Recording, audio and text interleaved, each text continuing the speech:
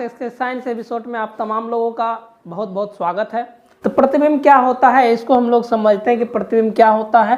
पहले इसको परिभाषित करते हैं, फिर इसको हम लोग समझने का प्रयास करेंगे। तो पहले इनको परिभाषित कर लें। किसी बिंदु वस्तु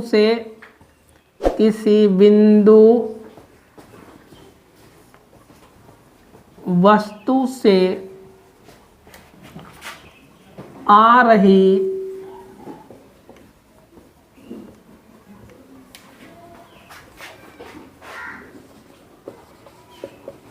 प्रकाश की किरणें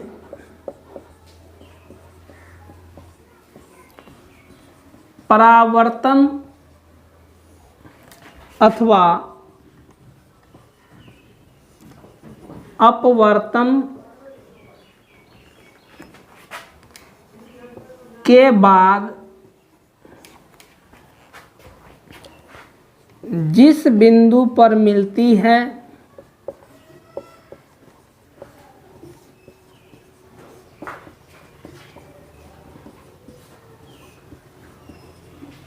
या मिलती हुई प्रतीत होती है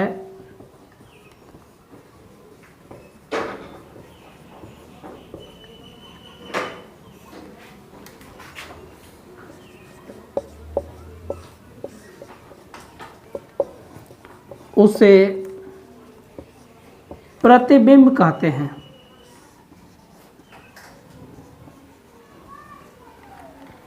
तो प्रतिबिंब हम लोग समझ गए कि प्रतिबिंब क्या होता है। सबसे पहले देखिए यहाँ पे हम लोग देखने की एक मान के चले कि यहाँ पे एक पार्टिकल है, कोई भी वस्तु हो सकती है, और हम क्या कर रहे हैं यहाँ पर किसी प्रकाश को इस पर आपतित करा रहे हैं। यह प्रकाश की किरणें हैं और इस पर पड़ रहा है, और यहाँ पे हमारी आँखें हैं, ठीक है। और यह जो है यहाँ पे जो इस पर जो प्रकाश पड़ा है और यह परावर्तन के बाद हमारे नेत्र पे जाती है, हमारे आँखों पे जाती है, नहीं हमारे आँखों पे जब जाती है तो हमारे आँखों की रेटिना पे इसका प्रतिबिंब बनता है, जिसके वजह से हमें यह वस्तु दिखाई देती है।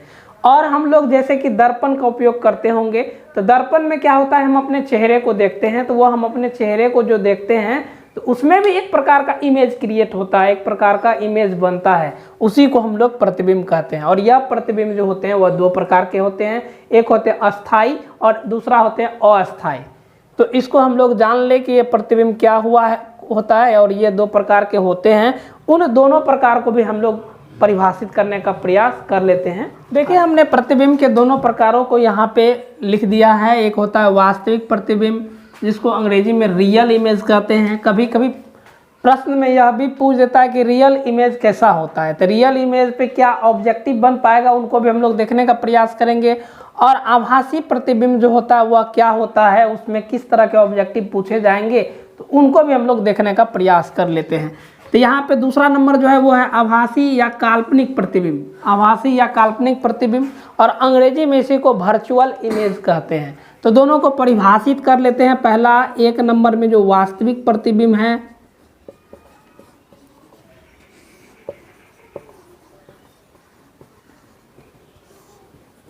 वास्तविक प्रतिबिंब को पहले हम लोग परिभाषित कर ले। तो वैसा प्रतिबिंब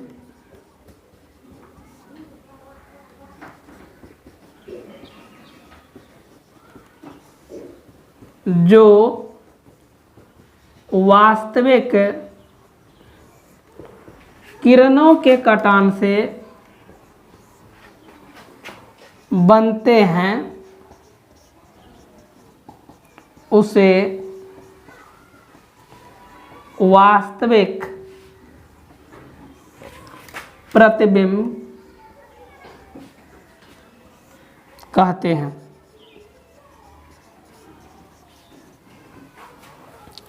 अब वास्तविक प्रत्येक प्रतिबिंब के अपने अपने गुण होते हैं। तो सबसे पहले वास्तविक प्रतिबिंब में क्या क्या गुण हो सकते हैं, तो उनको हम लोग देख लेते हैं। वास्तविक प्रतिबिंब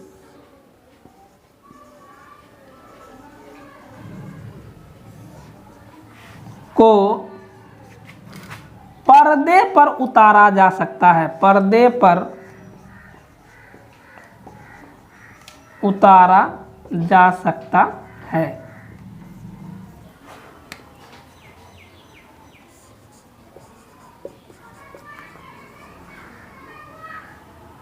वास्तविक प्रतिबिंब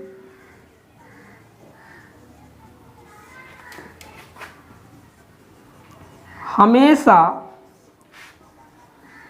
उल्टा होता है, यह भी एक प्रकार का गुण है। तो वास्तविक प्रतिबिंब जैसा भी होगा हमेशा वह उल्टा दिखेगा, तो वैसे प्रतिबिंब को हम लोग क्या कहेंगे, वास्तविक प्रतिबिंब कहेंगे। तो इस प्रकार जो है वास्तविक प्रतिबिंब में जो पॉइंट बन पा रहे थे उन पॉइंटों को हमने देखा। यहाँ से ऑब्जेक्टिव बार बार पूछा जाता है कि निम्नलिखित में से कौन सा प्रतिबिंब उल्टा, हमेशा उल्टा होता है। तो हमेशा उल्टा की बात यदि होगी तो वास्तविक प्रतिबिंब होगा, अर्थात वास्तविक प्रतिबिंब में हमेशा जो होगा उल्टा प्रतिबिंब बनेगा। तो अब देखिए इसका जस्ट विपरीत जो होता है वह होता है आभासी या काल्पनिक प्रतिबिंब।